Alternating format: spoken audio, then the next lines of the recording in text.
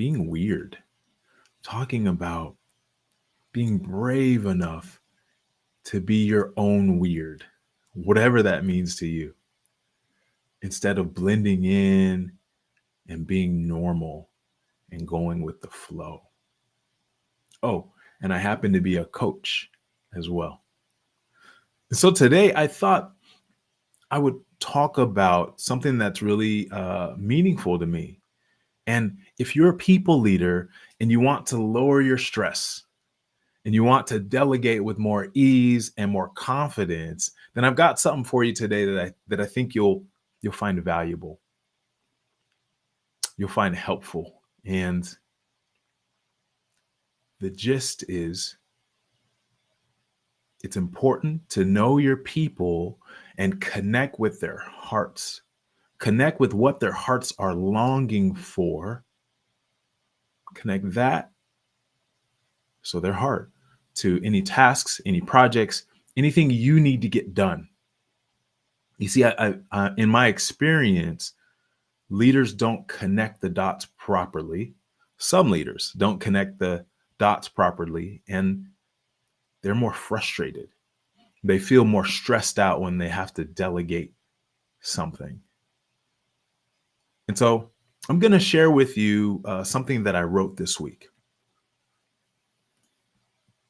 It says, if you don't know what winning means to each person on your team, then you've got some work to do as a leader. I'm going to read it again.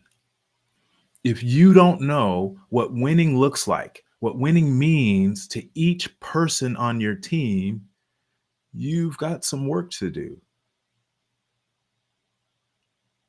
And so let me pull up my other piece here. But I wrote about how to actually figure out, how to determine as a leader what winning means to your people.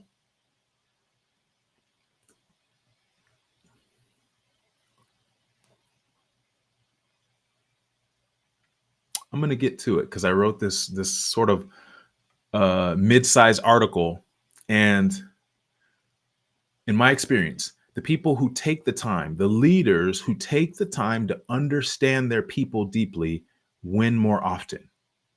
They've got less stress, less anxiety, and they can delegate with ease. And so I created some questions you can ask to go deep with your folks, to really understand what their heart's longing for. One of them is, what would you like to be doing in 1 year? How about 3 years? Another, what excites you most about that? What lights you up about your work? What frustrates you about your work? What did you want to do when you were 5 years old? Why? You see, these questions go deep. I remember when I was a leader in the corporate space, I asked my direct reports one of these questions. What do you want to be doing in a year from now? What do you want to be doing in 3 years? And their eyes lit up. Oh, no one's ever asked me that before. And they started telling me all kinds of things. A role that they really wanted, but they were scared to apply for because they didn't think they were enough. They didn't think they were qualified, all that stuff. And then what was really cool is I now had information. I now knew what their heart was longing for. So then I could connect that to their role, to their current role and position.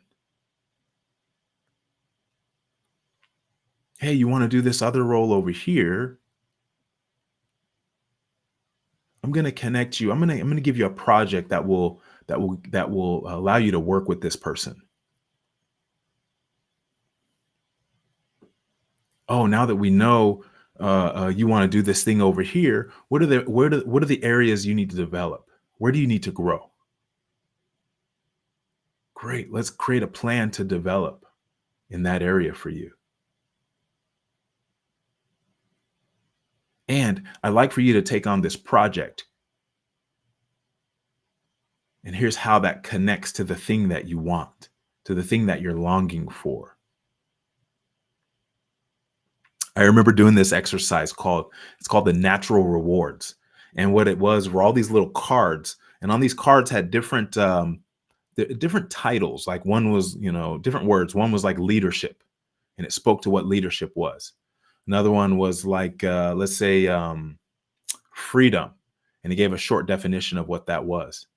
And I gave these cards to my folks and had them go through this exercise to choose three that were the most meaningful to them.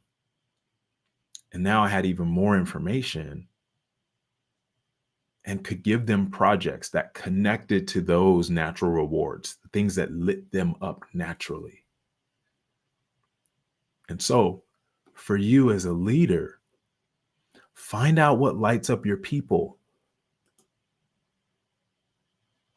and help them get the thing. If they help them develop a development plan, figure out what lights them up, figure out what their heart's longing for, and help them get it. And connect that to their jobs, to the projects you give, to the tasks you give. And I truly believe you'll be able to delegate with more ease. And it changes the dynamic and it changes the environment. And so I'm Shermain Melton, and I'm a stand for living out loud.